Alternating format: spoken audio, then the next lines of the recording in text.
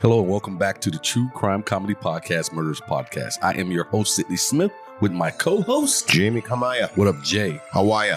How are you, buddy? I'm doing good. Man, you had a little something special happen. We're going to jump into that, but there's no. But before we jump in, we want to thank you guys out there for listening. We do appreciate you so much. Numbers are looking good. Thank you.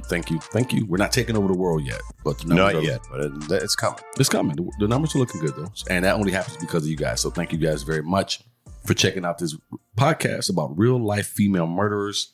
We were discussing before the show that there was a point in time we weren't sure if we were going to have enough content, but there are a lot of female murderers out there. So this show could go on for years. We love you.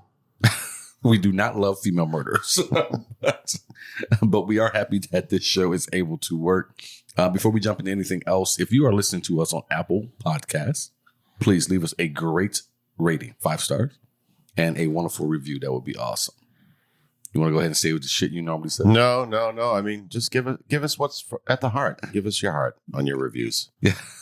Okay. Yes. Give us your heart. 5 stars, but and everybody else out there. On top of Apple Podcast listeners, go ahead and click that subscribe button. Yeah, do that. And don't be afraid to share an episode or two. With someone. Tell someone about us. Yeah. Don't be afraid. And then check out our Patreon too. You know, it won't hurt you. It won't hurt you. Just to browse around on it won't hurt you. So thank you guys very much, Jay. I'm feeling a little tired today. A little tired. You feel a little tired. You look a little tired. Yeah, I'm not sure if you can hear it or if the folks can hear it. We're gonna make this the best show possible. But I feel a little tired today, my man. Yeah, I mean you sound a little cranky, so that's usually the first symptom of tiredness. Cranky, son of a bitch. I let you in here. Yeah, I know that's pretty good. Let's see. It's because I was 10 minutes late. Hey, I guess I'm an hour and 10 minutes. Yeah, late, I would say you were not 10 minutes late. I wasn't even gonna bring it up, but 10 minutes later than I thought I was going to be. I think this vacation kind of took a little bit more. You know what we did? We did an Airbnb, and nothing against Airbnb and nothing against the home we stayed at. These people put forth a great effort. The home was clean. No real complaints. You know, but the bed just wasn't that nice of a bed as I'm used to if I stay at the hotel when I go out. Yeah, so kind of feel spring going in your back. Yeah, it was. You know what it was? All the furniture was like IKEA furniture. Those beds that are low to the ground, and they had a couch, which was, if it had been standard height for an adult, would have been a wonderful couch. It was nice leather brown sectional. Did your bed like fold up into a couch? It did not fold up into a couch, but you know, it was fine. But we had a good time up there. We have some great friends up there, and we normally, you know, we don't do the Airbnb normally, but we decided to give it a shot. Yeah, I've never done it, but you're not exactly selling it either. Well, I'm not trying to sell it and not sell it. Again, the people did a fine job. It was a clean place, you know. But you know, as the wife says, there were a couple of things that we missed out on because we Airbnb'd. You know, there were no clean towels brought to the room whenever you wanted them. Oh yeah. You know, the changing of the sheets. You didn't run out of TP, did you? No. We didn't run out of anything like that. I mean, you know, we didn't go up there empty pocketed. So if we needed anything, we could have went and got it. Oh yeah, I don't drive more than 30 minutes without a spare roll. What? That's what? You never know, man. You never know. I did want to make sure I get something out of the way before. One of our listeners, last week we were fumbling between the two of us over her name. Oh, did she correct us? So her IG handle is Suffer Survive, but her real name, and she hit me up. She said, "Hey, thanks for the shout out. My name is Casey." Haha. Casey. So I think Haha is the last name? Yes, Haha was the last name. It's not the last name you do. Casey Haha. Well, we appreciate the Asians listening to us. Oh wow. That's awesome. I will say this. I think she might have been more bothered by your voice chopping up her IG handle than mine. Well, you have clearly set the bar too high for listening to me. But yeah, so she sent that in. And so Casey, thank you for listening. And we will try not to chop up your name. But if we do, we don't mind being corrected. So it's not hey, it's definitely ha. It's Casey, and there is no last name given, sir. Hey, ha? Hey. Thank you, Casey. We appreciate you just the same. We do. Absolutely. All right. So, Jay, the world of of Murderous Podcast was not able to share in this, but they can now. So happy birthday. Well, I appreciate it. Thank you. What are you, 50? No, I am halfway to 90. So 45. 45. I'll never make it to 90, so I don't know what I'm halfway to. Oh, my God. Don't be that guy. No, I know. Oh, you douchebags. Listen, if you make it to 80, you win life. That's the way I look at it. You douchebags. You just try to say something nice to you and say happy birthday, and you got to go all negative right away. No, I'm happy. If I make it to 80, I'll be thrilled. Oh, my God. You don't have this conversation with Jack, do you? Yeah, no, actually, we discussed it. I told him once you hit 40, you are playing the back nine. That's it. You can hope for bonus holes at the end, but you don't know. You bring that kid by the house. I need to have a real talk with that young man. Okay, and so happy birthday, and you got a new whip.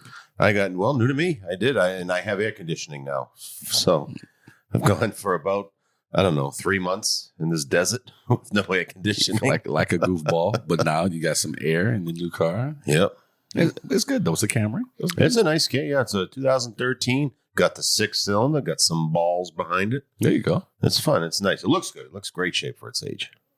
All right. Well, congrats and all of Yeah, that. thanks. I got some news for myself. I'm pretty excited let's about hear it. Dave Chappelle. Oh, you're going to see Mr. Chappelle. Going to see Dave Chappelle. Oh, Leaving tomorrow morning. And I'm out of here. Hitting Vegas. Some buddies from Flag are going out. They're the ones I didn't even realize Dave was going to be out. And he's out there with Joe Rogan. Joe Rogan. And Austin's own. I didn't know that they were out there until my buddies told me. And I said, I think I'm going to see if I can get some tickets. And I did. And here we go. That's going to be a long show. Those guys usually do their own shows without openers. You know what's going to be crazy about this. And I thought about it too. You're right. Long show. My ticket came through on the app today. And right there. And I expected this. But they're taking all phones and all smartwatches and locking them away. So not only do you sit through this show, there's no way to look anywhere to see what time it might be. No. How much longer is the show going to go? And you said you're not going to leave your phone back at the hotel. You're taking it and you're going to lock it up. Yeah, I'm going to lock it up, man, because I got friends there because we're not all sitting together. They got their tickets, a couple of months ago. I'm just getting mine, so I have to sit alone. Who cares? I'd go to that without sitting with anyone. I've never sat alone any place, like, at a entertainment. Oh, I sat alone at a UFC. That's what you're telling me. So I think you'll be just fine. I think I'll be fine as well. But the point of why I brought that up was I want to make sure that I can connect with these guys after the show, so we can go grab a drink or do whatever. Yeah. Just pick a location. You'll be good. Pick what location? Well, somewhere, some bar. Oh, yeah. Somewhere to meet up. Yeah. I think we'll end up staying relatively close to one another. I know where they're staying. I'm waiting for my buddy to let me know where I'm going to be staying. You're at MGM, right? That's where the show is? The show is at the MGM. Well, then meet at the Lions. Don't they have Lions there? It's been a while since I've been there. I've never been in the MGM at all, so this would be my first time. Doors are at 6:30. Show technically is supposed to start at 8. I don't think that's going to happen. Probably not. I think we will all be somewhere inside the MGM drinking, but I don't want to stand in line forever.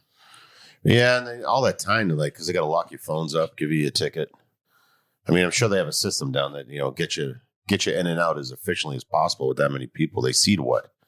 I don't know, at least 10,000 in there, right? Yeah, I would imagine. And what they're doing is, and this is the first time, folks. I don't know if anyone out there has ever partaken in this, but I think Kevin Hart kind of started this with the locking up of your phones and smartwatches before a show because they just don't want you taking any chance of you taking any pictures or getting.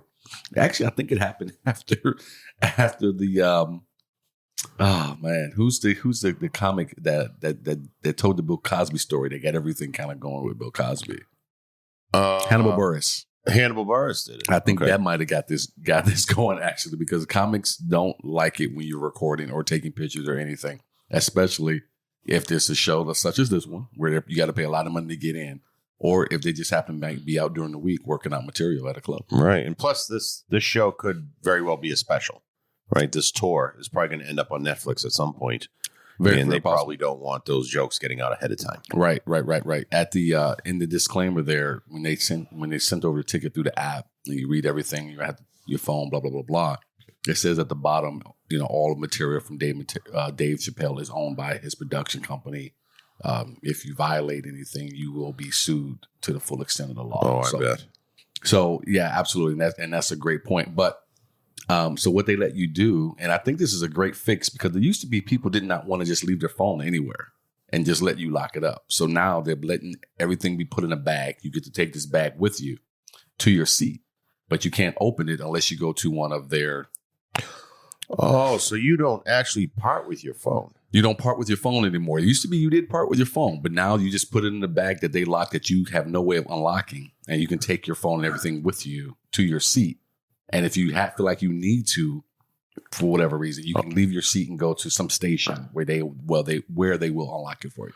I bet that if you try to break into that bag, some alarm's going to go off.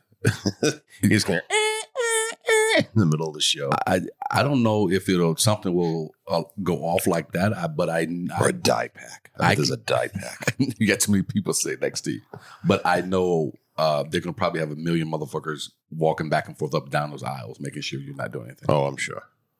That's crazy. It's got to that though. That's social media for you. I don't, I'm waiting to get that big because I hate when people have their phones out at all at a show.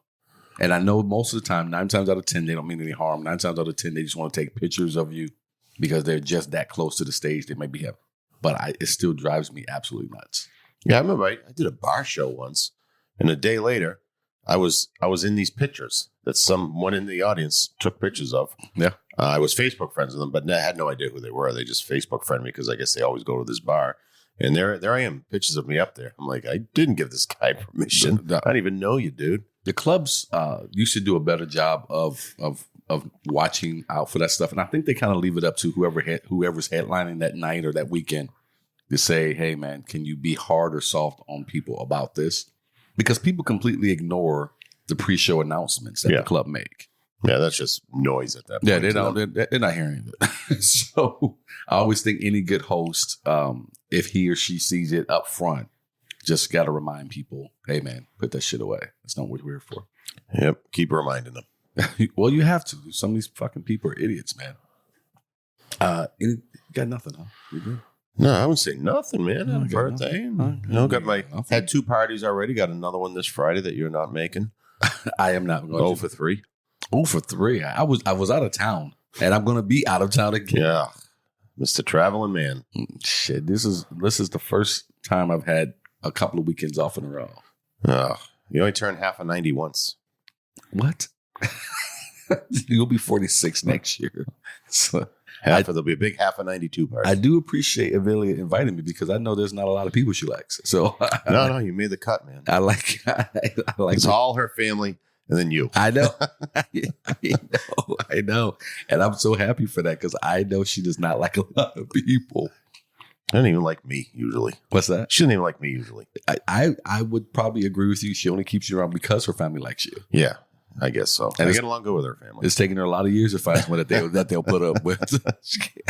Isn't that is one of the toughest things to do though, is to find someone that not only that you care about or love or however you want to explain your relationship.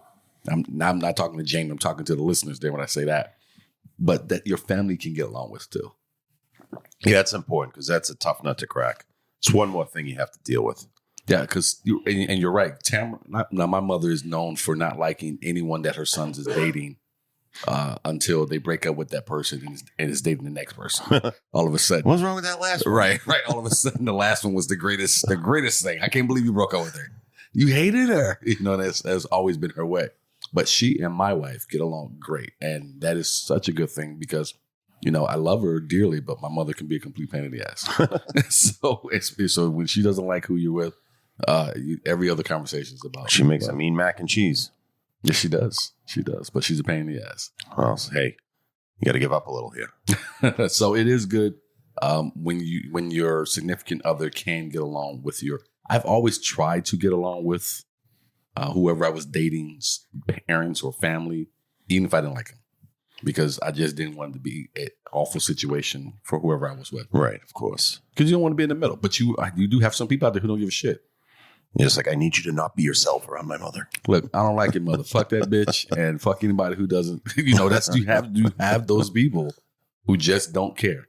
Yeah, and it's not going to work out.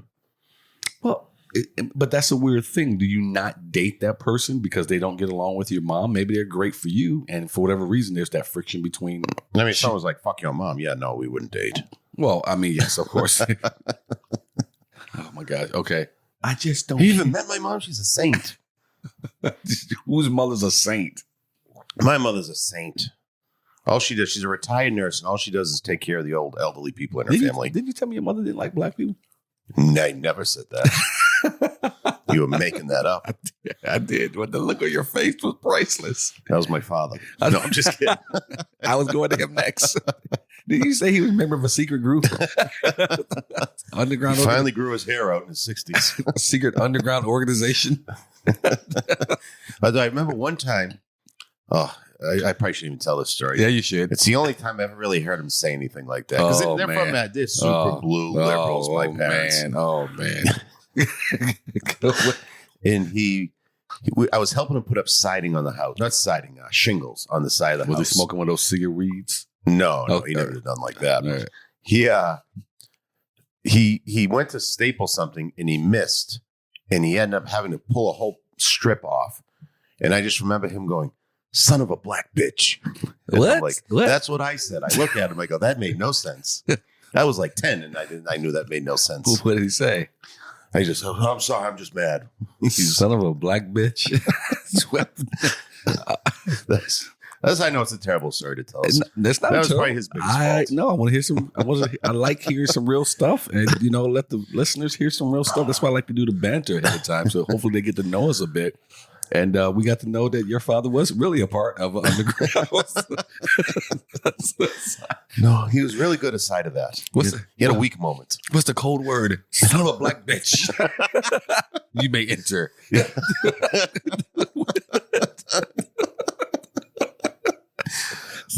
What is this son of a Hispanic bitch? Just doesn't roll off the tongue.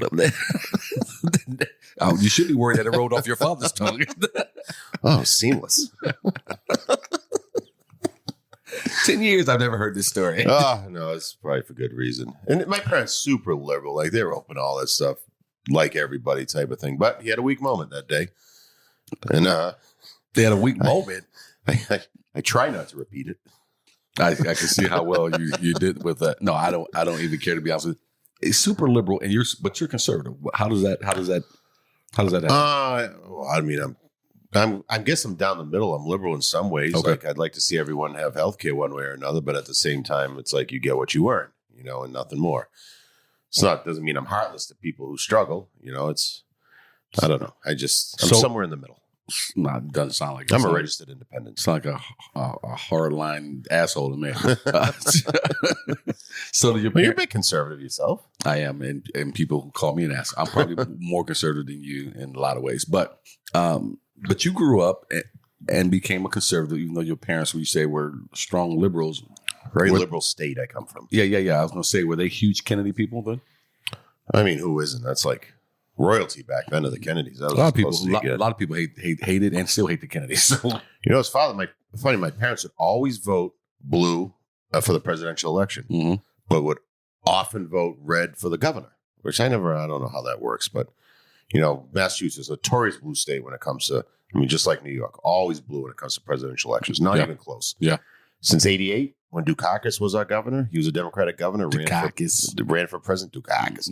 We've had one Democratic governor since then, Deval Patrick, who recently ran for president. Other than that, it's been all Republican governors. I just find that strange. I'm sure there's some math behind it, but I just find it strange. One Democratic governor in the past 33 years.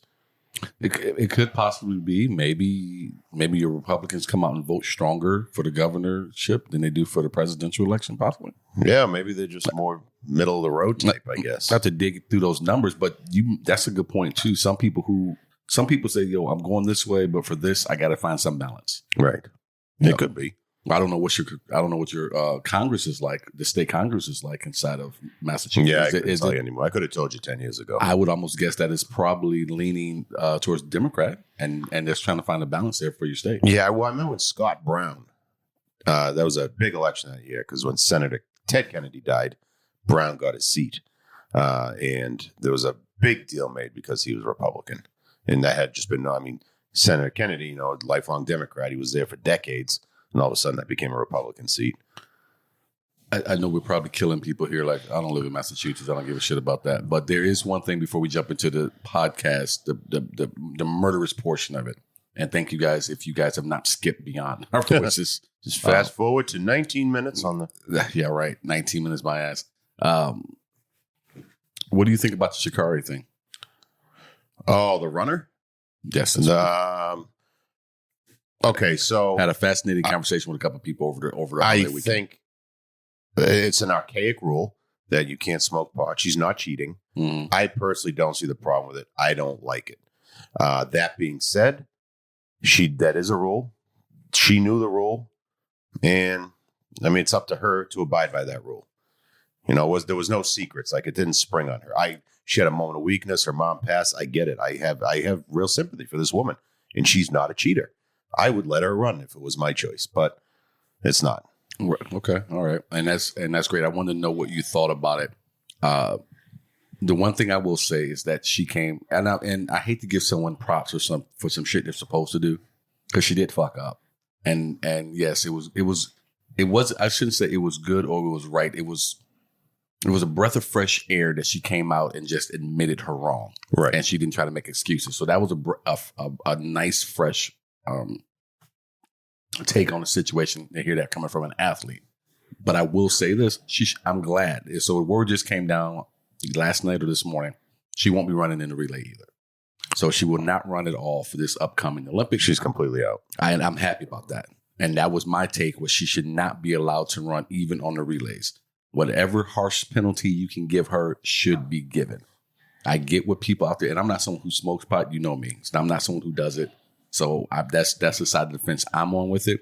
But I'm not against it being legal. I'm not against people smoking it. Obviously, you and I have been friends for a long time.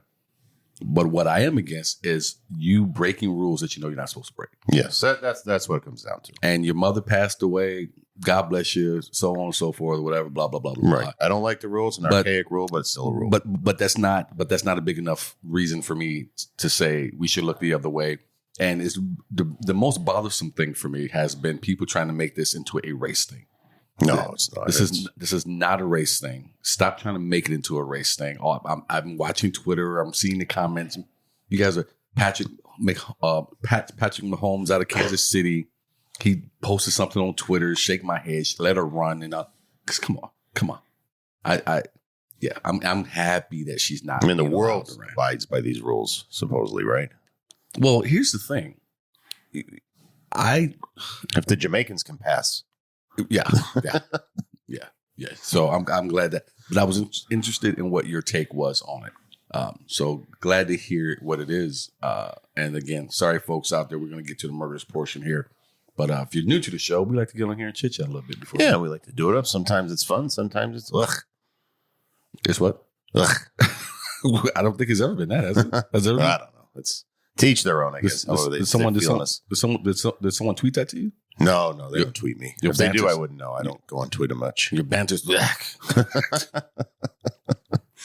All right. So I just want everyone to know that my numbers this week for this podcast, the one that my team and I put together, did better than the one you put together prior in the first week. Yes, because they finally heard mine and then said, okay, our mistake. We should be listening. Let's make it up next week. So, I hope this one does as well. And we'll see. This is one that you and your team put together. So we'll see what you guys came up with here. We'll see what we got. I said, you know what, folks, to our murderous accomplices out here listening, I didn't even really read this all the way through. I went through and I corrected some things here, some punctuation, but I haven't.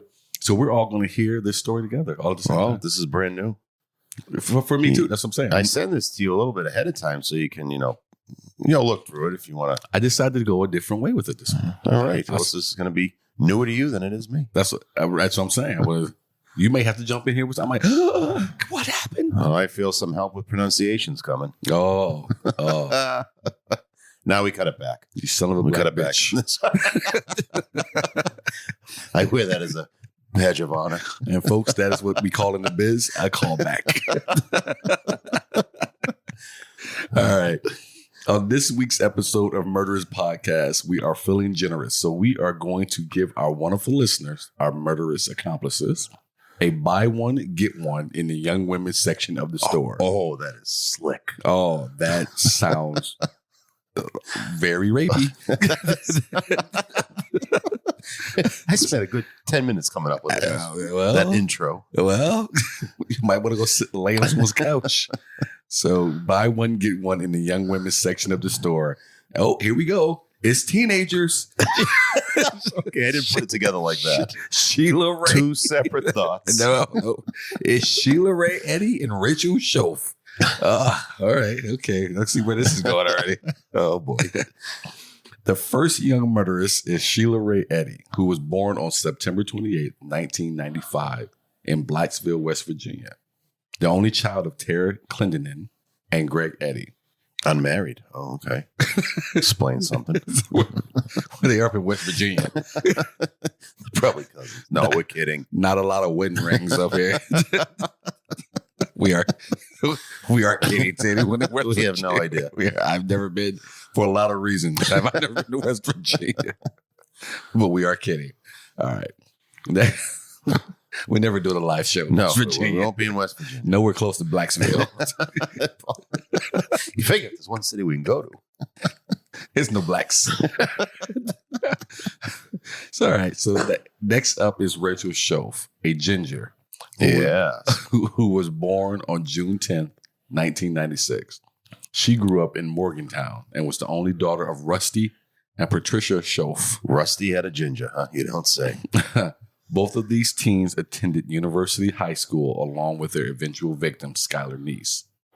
Neese met Sheila Eddy at age 8 and met Rachel Shoaf as a freshman in high school in September 2010.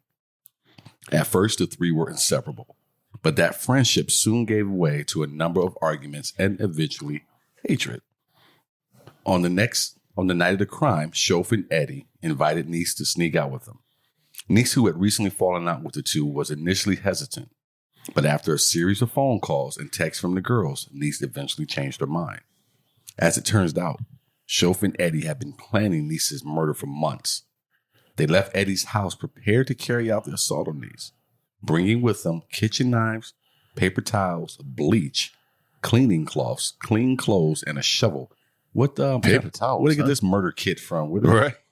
Been watching too many TV shows. Right. They concealed the knives. Hope it's Bounty on their bodies and hid the remaining items in the trunk of Eddy's vehicle. You know, I'm sitting here thinking about the whole thing with the kitchen knives. You know, and we talked about this, I'm not sure if it was last week or the week prior. We talked about strangling someone to death. Yes. And how easy people think it is, but that takes some time and some effort, some work. Kitchen knives, that's not an easy thing either, because, I mean, you got to be able to get over the feeling of piercing someone's flesh with that. Plus, I don't even know if I have a kitchen knife that would pierce flesh. Maybe one. You got one knife I used to cut meat. I'd probably do it. You just pass it around the table? At approximately 12:30 a.m. in the early hours of July 6, 2012, Neese climbed out of her bedroom window, crossed the street, and got into the back seat of a four-door sedan. Law enforcement officers later determined that the sedan had been in the possession of Eddy that evening.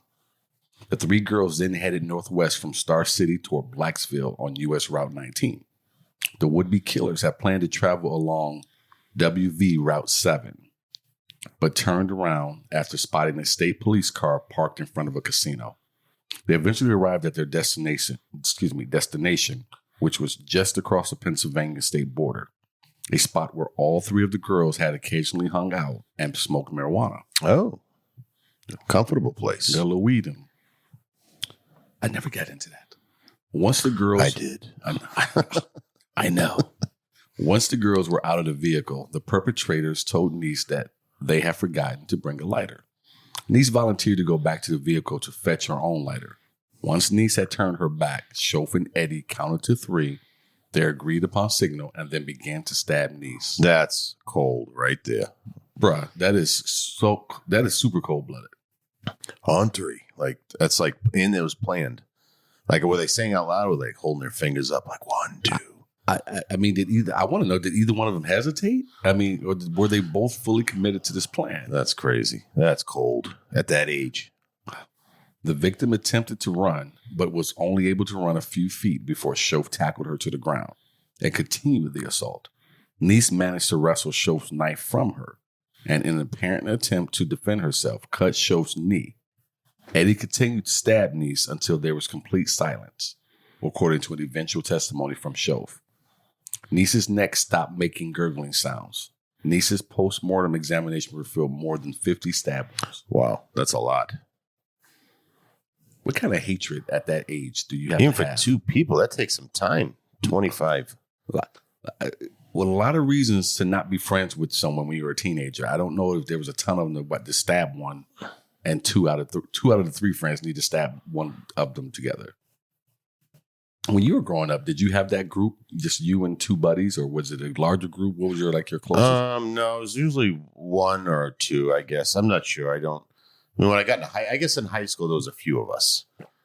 I never felt like I would be the one that would be on the short end of that, though. Yeah, well, like in high school for me, there was a large group of us, but I had, you have your two best friends. Yeah. And I'm sitting here thinking I can't imagine any of us turning that badly on one and stabbing them. No, that almost seems like guys would just handle it differently. A fight, sure. Yes. But a stabbing, I don't think so. Definitely had some arguments, yes. In that age range. I know when you get older, guys are more killers than women, but in that age range, I feel like the guys are less emotional. You may be right. You may be right about that. Shoaf and Eddy then attempted to bury the body, dragging Niece to the side of the road, but the road ran along a creek and the soil there was too hard and rocky to dig a hole. They instead covered Niece's body with rocks, fallen branches, and dirt. They returned to the car to clean themselves and the murder scene, then left the scene, disposed of their blood-soaked clothing, and returned to their homes.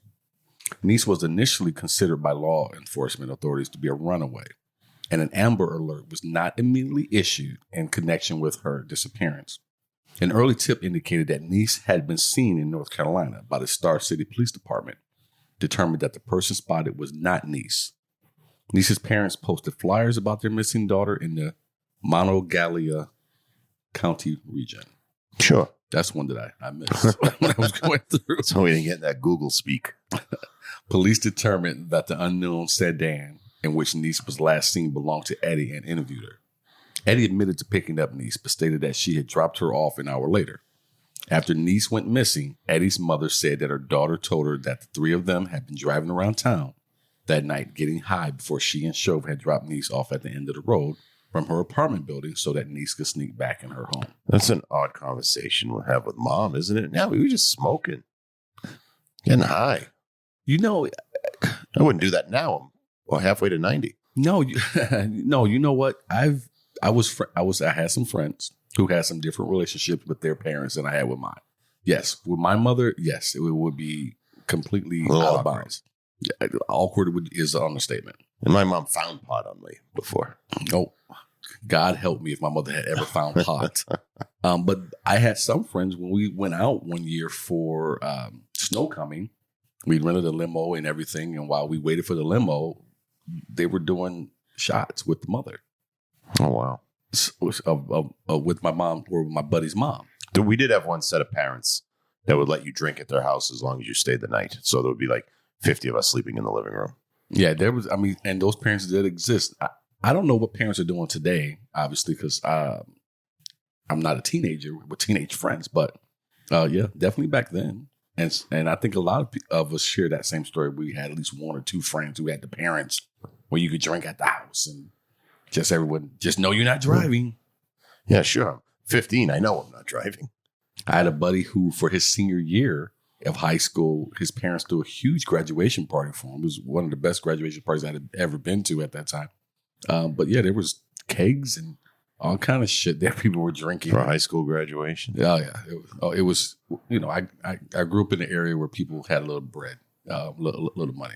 They had an indoor swimming pool at this house. But yeah, they did the pig roast and the whole deal. Does that cloud your judgment on whether underage should be drinking? I don't believe underage should be drinking. No. Me neither. No, at least with my kid. No, it does not cloud my judgment at all. I've never let anyone I was related to who would be Like my brothers can never drink in front of me when they were underage. So I've always felt like that's not You time. wouldn't get your siblings beer? No. Oh, that's all the fun out of take all the fun out of having an older brother. How My older sister got me beer when I was 19. No. I mean, no. Yeah. But what, man? I'm like, I gotta buy it. No, you don't. I'm not going to turn you on to something that could be detrimental to you down the road. Yeah. They're gonna do it anyways. So what? They're gonna do it anyways. Just put them in a controlled environment. No, you're right. You're going to do it. You're going to do it on your own. I'm not going to have a hand in it. Oh, it's your conscience, is what you're saying. Not so much my conscience is like you. I would not take you to an all-you-can-eat buffet if you're going to go. I'll find my own way. Right. I'm not going to put you in a situation for a heart attack. If that's something you decide to do, you're going to do that on your own. Sidney, I think our next recording should be at Golden Corral. That, definitely never go to, oh my God, is the worst. And I eat the worst shit when I'm at the, like, give me mashed potatoes and gravy. It's all the worst. I can't stand buffets to begin with, but every once in a while, someone will have invited us, or my wife and I have been to a church, and then Black people love buffets on a Sunday for some reason. Oh, I love going to the buffet and just judging people that I have no business judging. Go and just all I can eat is like the chicken strips or something like that. Come get some prime. Oh, I'm going to get that prime rib. Get the pudding. Get the pudding. I'm not getting any of that stuff. I don't like any of that stuff, man. I just don't do buffets. I don't do when somebody's slicing the meat. They like the prime rib. I don't do that stuff. Yeah, someone like people. Oh, you're just stuck up because you don't. Oh, I'm stuck up because I don't like to eat at a Golden Corral. And, well, fine. I mean, they're not wrong in the sense I would never hang out with any of those people that go there.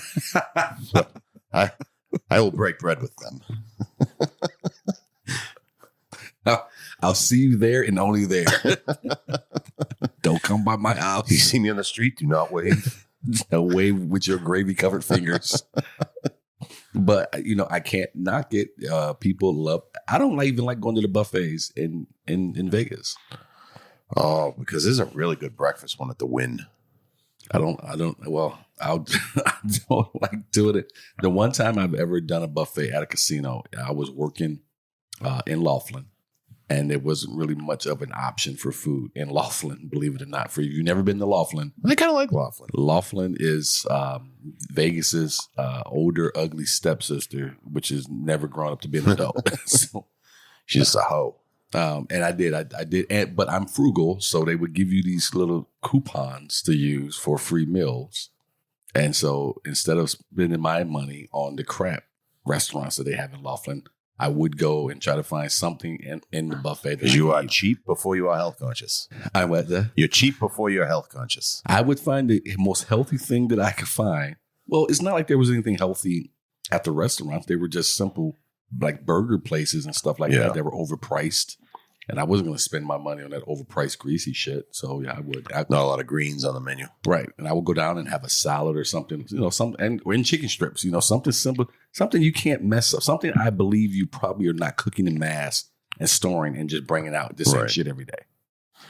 Oh, you're making me hungry. That's my biggest problem. One of my biggest problems with buffets is I'm pretty sure y'all are just fucking putting the lid on this food in the back and bringing the same shit back out the next day. Oh, I'm sure they are. So, don't go there right when they open. You got me all the way down this line on buffets from Murderess over here. All right, so let's get back to the story, folks.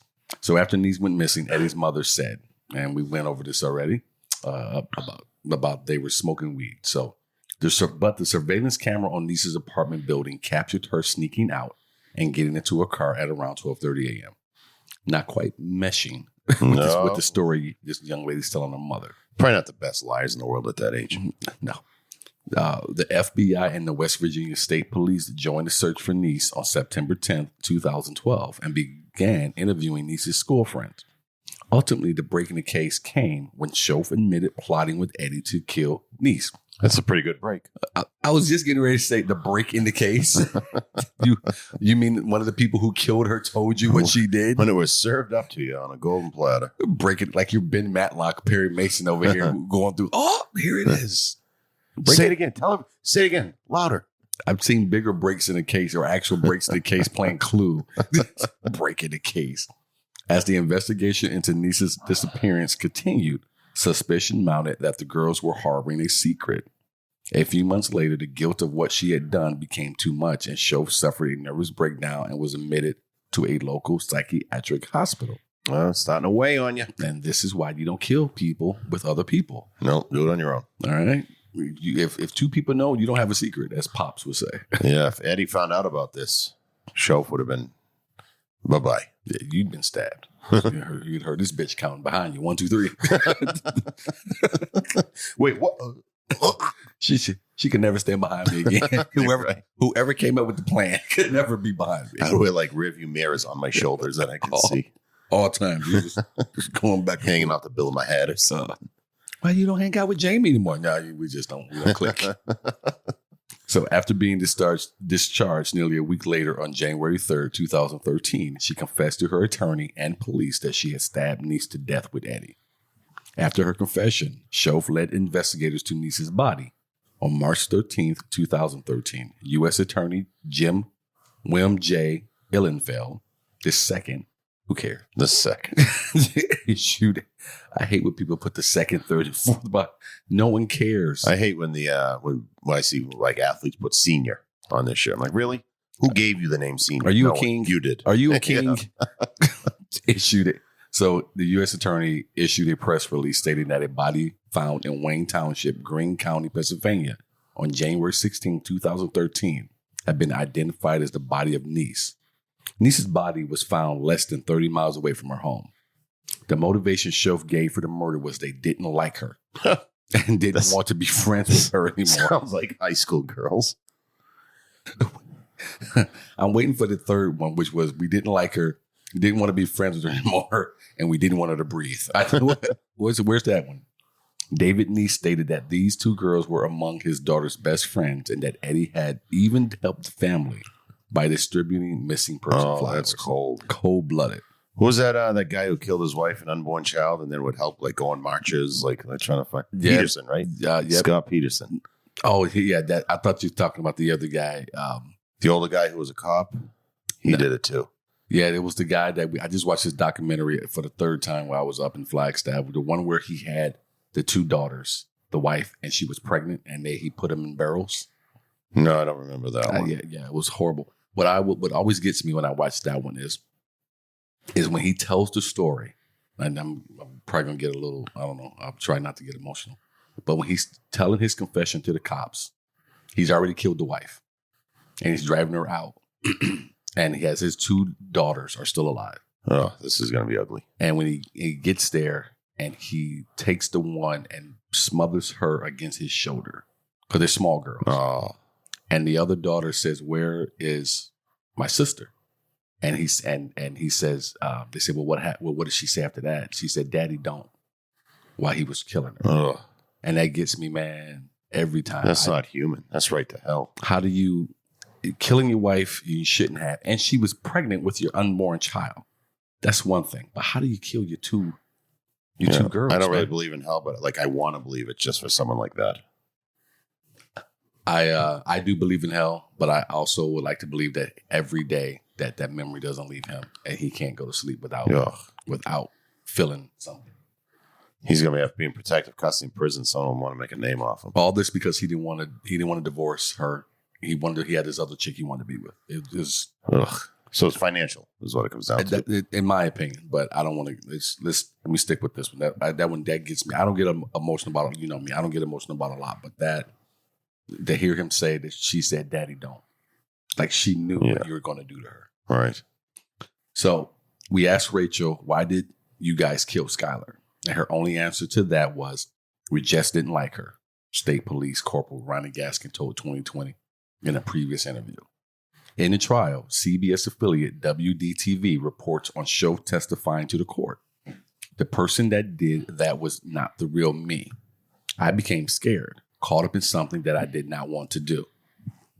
After the sentencing, the Shoaf family released a statement that read, "We continue to grieve over this tragedy. We acknowledge that Sheila Eddy has finally admitted her involvement and accepted responsibility for her action in Skylar's death. Her death is consistent with the prior admission and statements made by Rachel Shoaf and will help to bring some closure in this matter for the Niece family without the necessity of their having to endure the pain and heartache of a trial. We continue to pray that we will all find peace in our hearts and the strength to move forward." Niece's parents told 2020 that the three high school sophomores used to be inseparable. But in the days leading up to the death, Niece's Twitter account, which was eventually deleted, showed that something had gone awry. On July 4th, 2012, 2 days before she was murdered, Niece tweeted, "It really doesn't take much to piss me off. And sick of being at fucking home. Thanks, friends. Love hanging out with you all too." The day before she was killed, Niece tweeted, "You doing shit like that is why I can never completely trust you." Oh. Niece, Laying the groundwork. yes. Niece's last tweet, sent out hours before she snuck out of her bedroom window, was a retweet from a friend who had posted, "All I do is hope." Sounds like girls' tweets. Right. That's fake crap. Prior to Shoaf's confession and before the truth about Niece's disappearance was revealed, Eddy remained active on Twitter, posting regularly about her thoughts and day-to-day activities as authorities searched for her missing friend. In hindsight of Niece's murder, several tweets from Eddy seemed disturbing. Eddy's first tweet on July 7, 2012, the day after she and Shoaf killed Niece, was a message to a friend wishing her a happy birthday. Oh, that was July 7th. Today's July 7th. Oh, wow. Look at They that killed there. her on my birthday. Look at that there. It read, "Happy birthday at Young Muffin Top." That's rude. Well, I guess Muffin Top. That was Muffin Top's name, though. Oh, Muffin Top Joe's Muffin Top. Right. In the months that followed, Eddy regularly tweeted about watching TV, school, hating homework, and other typical teenage things. She even tweeted about her and Shoaf's close friendship, writing in one tweet, "No one on this earth can handle me and Rachel. If you think you can, you're wrong." Oh, subtle. I don't mean to laugh, but this young lady, this murderess, You're a 15-year-old girl. Settle down. yeah, I feel like she might have been the leader of the group. While Shoaf was busy copying to the police about the crime, Eddy kept up appearances that everything was normal, tweeting about watching her favorite TV shows. "Staying home on a Tuesday is the best because," and this is a quote, folks, "Staying home on a Tuesday is the best because Law and Order SVU is on all day." And I get that. No, it's ever. I'm a fan. Even after the U.S. Attorney's Office publicly announced that the human remains found in the Woodin area in Brave, Pennsylvania, belonged to Skylar Niece, Eddy, still keeping up appearances, pretended to be devastated over the news that her friend had been found dead, tweeting, quote, "Rest easy, Skylar. You'll always be my best friend," close quote. She's taking that Shaggy approach. It wasn't me. With a photo montage of her and Niece together, and the words, "Worst day of my whole life." During her January 2013 confession, Shoaf had told authorities she and Eddy had planned Niece's murder while in science class together. The plan was to pick Niece up from her house at night and drive to a remote area to smoke marijuana. Once they were in the woods, Shoaf said the plan was to count to 3, then stab Niece to death. Nuts. Just absolutely nuts. Just bananas. On March 30th, 2013, Eddy tweeted, "We really did go on 3. Well, that's just getting cocky. Why would she? The following day, she tweeted, "They say you remember the past better than it really was." All right, a little less. Well, That's to the point. Well, that is true, though. I mean, I've been told that several times. That's when that goes right along with that old saying, "You can't go home again." Okay. That's new to me. You can't go home again? You've never heard that one? No, I don't think so. Yeah, meaning, you always want to try to go back and because you think things were better back then. Or Like when you redate somebody. right. Or when you go home, you think things are going to be like they were when you left. You don't realize time has My changed. childhood home still has some of the crap in there from me. My childhood bedroom. It's not the same. I can't do this with you. No one cares about your childhood bedroom. I can't go home is what I'm saying. That your saintly mother is keeping, My mom's. dusting, Hoping. hoping you come back and sleep in this twin bed again. I think it's a full. Come with the race cars sheets. This next trip. I gotta go with you. I gotta. No. You guys are gonna be sleeping on the streets in New York. I'm not going. Yeah, just one night. At a prearranged time, Shoaf and Eddy stabbed Skylar to death. The teens then attempted to bury Niece's body, but were unable to do so due to hard, rocky soil, and instead covered the body with branches. The court's transcript indicates that other students overheard conversations between Shoaf and Eddy about the murder plot, but failed to report it, thinking they were joking. Yeah, well, I would have thought the same. As the investigation continued, police determined that the car Niece had been seen getting into on surveillance footage was Eddy's car, and that blood found on the car belonged to Niece. I don't know, but I don't know if I would have reported either as a teenage kid. I'm not sure. I would like to think I would have at least said something to the victim. I like to tell Niece. another friend, maybe see what they think, but I don't know. Well, yeah, like you said, go out to the victim, like, oh, so you so-and-so don't get along anymore, huh? And you know what's weird with all of the gossip that normally takes place in the high school? I'm surprised nothing ever got back to Niece. Right. You know those two bitches are talking about killing her. There's somebody in between. Every time you ain't around, they always saying shit about your mama. You know, they don't Yeah, how does that not get over? Something would have been said, you would have thought. On May 1st, 2013, Eddy was arrested in a restaurant parking lot after Shoaf turned herself into authorities. Both teens were charged with murder as adults. Okay, I was hoping that I was going to read that. Yes. Shoaf pleaded guilty to second-degree murder, according to the court transcript. Shoaf said that she and Eddy picked up Niece in Eddy's car. The girls drove to Pennsylvania, got out of the car, and began socializing. According to Shoaf's plea agreement, she pleaded guilty to murder in the second degree, but unlawfully, feloniously, willfully, maliciously, and intentionally causing the death of Skylar Niece by stabbing her and causing fatal injuries. In the plea agreement, the state of West Virginia recommended a sentence of 40 years incarceration. Shoaf's family issued a public apology for her actions through their lawyer. Hoping that she'd get fewer years, I bet. Maybe the family of the victim would be like, oh, well, maybe show some compassion. Yeah, no. Negative. 40 years is too late. On September 4th, 2013, West Virginia prosecutors publicly identified Eddy as the second alleged perpetrator of the murder of Niece and announced that she would be tried as an adult. Eddy was indicted. Eddy was indicted by a grand jury on September 6, 2013 on one count of kidnapping, one count of first-degree murder, and one count of conspiracy to commit murder. She pleaded not guilty. You might as well. First-degree murder, take your shot. I like to see when people go for that. What's it called? No contest. Oh, I'm not saying I did do it. I'm just saying you got so much evidence against me. I'll do some time. That probably wouldn't go well. The date of the trial was originally set for January 28, 2014, facing the prospect of additional charges from Pennsylvania authorities. Eddy pleaded guilty to first-degree murder. In case you are wondering, West Virginia abolished the death penalty in 1965, so that was never on the table. Never, yeah. She expressed no remorse, but was sentenced to life in prison with mercy. Under West Virginia law, she is eligible for parole after 15 years. Wow, are you kidding me? Wow. Pennsylvania authorities did not file charges as per the plea deal. Is that I wonder if that's because of the age, because I can't see like a grown man committing murder and then 15 years being eligible for parole. I would assume so, because I've never heard was sentenced to life in prison with mercy. I never heard of them with mercy tagged onto them. It's got to be because they're kids. Following her guilty plea on May 1st, 2013, Shoaf received a sentence of 30 years in prison and will be eligible for parole in 10. 10, wow.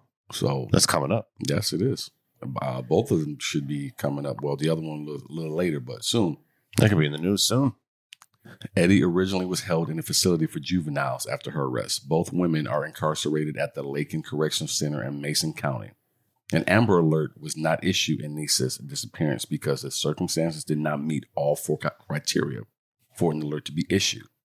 1, a child is believed to be abducted. 2, the child was under 18. 3, the child may be in danger of death or serious injury. 4, there is sufficient information to indicate the Amber Alert would be helpful. And number 4 is pretty general. Mm-hmm.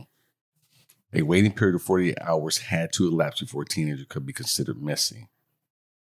A West Virginia state legislator from Niece's family home district introduced a bill called Skylar's Law to modify West Virginia's Amber Alert plan to issue immediate public announcements when any child is reported missing and in danger, regardless of whether the child is believed to have been kidnapped. That only makes sense. Yeah, why not? The children. I'd rather be ever on the side of caution. Yeah, that only makes sense.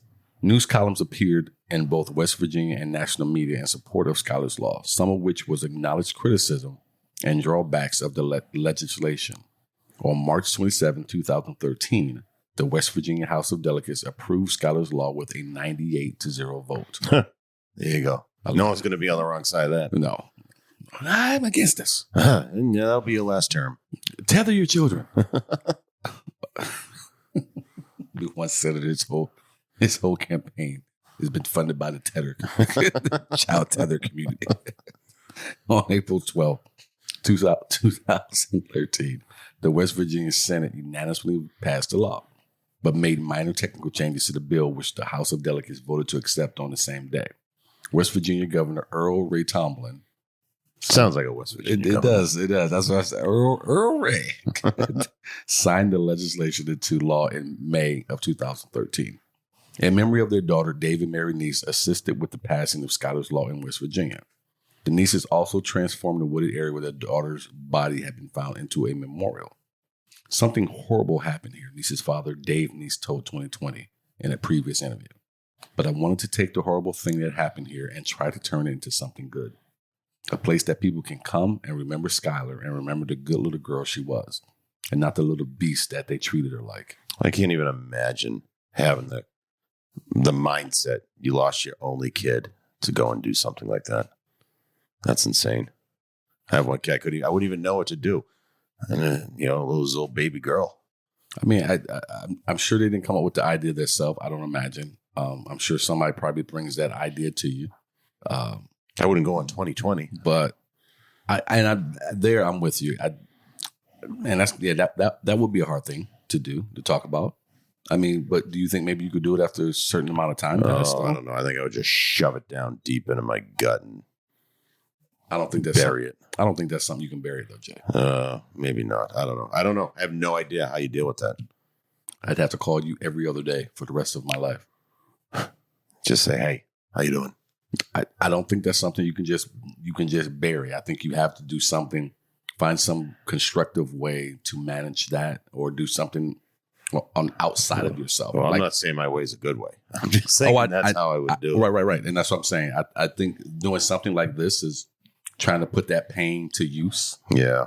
As opposed to just, because sitting on it will just obviously eat you up and probably send you into a destructive. They say fate's worse than death. Well, burying your own kid has to be one of them. Absolutely. I would agree with that. I think any parent who loves their child will always say you don't want to outlive your children. No, it's the biggest tragedy I could possibly think of. Yeah, absolutely. So there was a civil case that was brought against the killers and their parents, but it appears that it is over. It is now over. The case never went to court because Schuyler's parents accepted an offer from the girls' legal teams. They seem to have settled for $5 million. However, it's not likely the Nieces are ever going to see a dime of it. Dave Niece said they understand the figure is just a number on a piece of paper, and the case was never about money. It is to prevent the two killers from making any money related to the death, such as from books or television appearances, if they are released. I mean, if you're one of those killers, I guess the right thing would be to do is make some money and give it to them. I don't know if there's any other way to go about it, but yeah, but only if you're made to. Yeah, I don't know. I guess part of the goodness if you say you're reformed, if you make parole and you say you're reformed, all right, go pay him back the only way that you can. But you are looking at if I'm getting out of the story what I feel like I'm getting out of the story. You only got one of them that felt any remorse. Yeah, the ginger, right? The one who went in the psychiatric ward. I'm not sure if she did. I don't remember if she was a ginger or not. But the other one she didn't show any remorse. Yeah, Eddy didn't show the remorse. Yeah, she didn't show any remorse. So I like that they did that. I'm glad they did that. They explained why they did it. Right. Because hey, we probably will never see this money, but if you think about making any money off of it, it comes to us first. Yes. So you'll be working for us pretty much. What this likely means is that any money Sheila and Rachel might make off selling the story would go toward paying the settlement. A settlement of this kind might also be considered non-dischargeable, and that declaring the bankruptcy would not wipe out that debt. They'd be stuck with like a student loan. Yeah, be stuck with that. Paying the full along with interest, just like a student loan. I'm waiting for them to be able to pass student loans along to your kids. Taxes, student loans, and go ahead making money off of murder. You go ahead and die if you want to. Jack could be paying these student loans off. Along with I won't leave with student loans. I might leave with some taxes, but there won't be any student loans. student loans, and he'll be paying for yours and his. So just pass it on. West Virginia already has a son of Sam law in effect, which prevents criminals from financially benefiting from their crimes. But the law has not been tested in court yet and may be found to be unconstitutional. A settlement of this kind might still get around that. Okay. So it makes sense. So they got it in writing. So no matter what would happen, they kind of already have it settled. Yeah. Well, the son of Sam law, but they, like you said, they had never been tested in court, but having this judgment against them, just in case you wanted to try to push past the son of Sam law. So, and I'm wondering if they do that, all right, we'll agree to this. And maybe they'll even try to make you some money if you don't come to the parole hearing and be like, give them the chair, right. There could be something else behind it that you don't know about. That's true. So Eddy's cousin, Alexis, joined the cast of Are You the One?, a reality show on MTV. Those who followed the case were quite critical of how close she was to Eddy in the months leading up to her arrest. In fact, they had an exchange on Twitter on April 1st, 2013, that some believe implicated her as well. While Sheila probably did intend, the "we really did go on 3" tweet to be about the night she and Shoaf killed Skylar Neese, Eddy posted a few tweets of this nature where she seemed to be taunting those who suspected her of the crime, although a tweet from Alexis saying that was a good idea was a reply to an earlier tweet from Eddy. Sure it was. Alexis was not responding to Sheila's "we really did go on 3" tweet. So you don't believe it? No, God, no. So you think, I'm also cynical in these situations. You think the cousin knew and that was it? Oh, yeah, they had to talk about it. So, I mean, people talk, especially at that age, they talk. Someone had to know. And if they were close, if Alexis was like a sister to her, then I wouldn't put it past them the slightest. Sorry, I don't have an answer for that. All right. Well, thank you, Alexis, for weighing in. Yeah, Alexis jumped in. Okay, all right. You must have said something to her. I don't know if this proves that the cousin was in on it. Nah, it doesn't prove it. Certainly doesn't prove it. It would never hold up in court, but you asked my cynical ass. That's what I think. I did ask your cynical ass. So while she was never suspected of anything, there are those who believe Eddy may have opened up to her. But Alexis herself claims Eddy never told her anything aside from denying any involvement in Neese's death. Oxygen's Snapped true crime series had an episode about the case as well. There were a couple of details that came to light. First, it's claimed that Rachel said the plan was put in motion in September 2011. Previously, we had known that the girls had been heard discussing how to dispose of a body already back in October 2011. According to Shoaf, she initially thought Eddy was joking about the whole thing, but she actually seemed to have become obsessed with the idea. That's like almost a year beforehand. Mm-hmm. Plenty of time to change your mind. Yeah. September 2011 is about when Skylar Neese witnessed the two girls having sex during a sleepover. Oh, well, there could be some hush-hush in there. Okay, I don't know. Did you bury this? I feel like you buried the lead here. So this was, you and your team, I got to tell you. We like to throw a curveball in at the end. So September 2011 is about when Skylar Neese witnessed the two girls having sex during a sleepover. Second, the episode claims Rachel left for the church camp that morning, while she actually spent the day on Cheat Lake boating with her mother and her mother's friend. It has been speculated that the knives were dumped into that lake on that day, but this is not known for certain. Neither of the knives had been recovered to this day. So these two were lovers. Yes, supposedly. I mean, this is all hearsay too. This isn't a fact. This is speculation.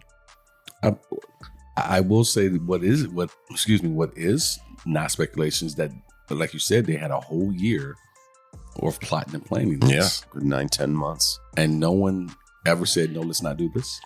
No, even the people who overheard them, they've been talking about this for 6 months now. Maybe something's coming. Yeah, so I'm going to take back my original statement. If I heard someone, even in high school, if I heard someone talk about killing someone and disposing of a body for 6 months. Yeah, for several months, I'd be like, no, they might mean it. Might have to mention this to someone.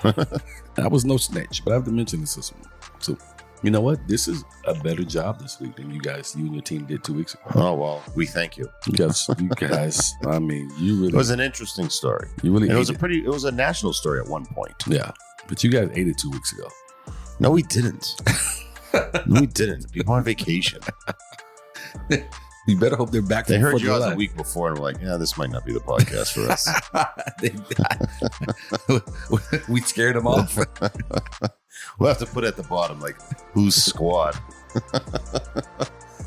we might see what happens, but I think we can tell by the writing when it's your squad. I will download every app that has podcasts For what? and subscribe to every single one of them, and then unsubscribe on your weeks.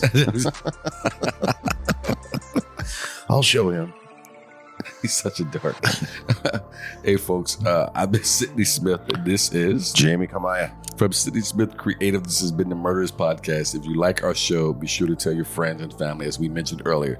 Subscribe on Apple Podcasts, Spotify, Stitcher, or wherever you're listening right now, including iHeartRadio. Go ahead and leave us that 5-star rating if you can, and a nice review. Remember, you can also support the show and receive bonus content by joining our fan club by going to patreon.com/Murderess Podcast. About the story you just heard, we sourced it from Wikipedia.org, abcnews.go.com, Heavy.com, and SkylarNieceMurder.com. Folks, remember, be aware of your surroundings, and we'll see you next week. See ya.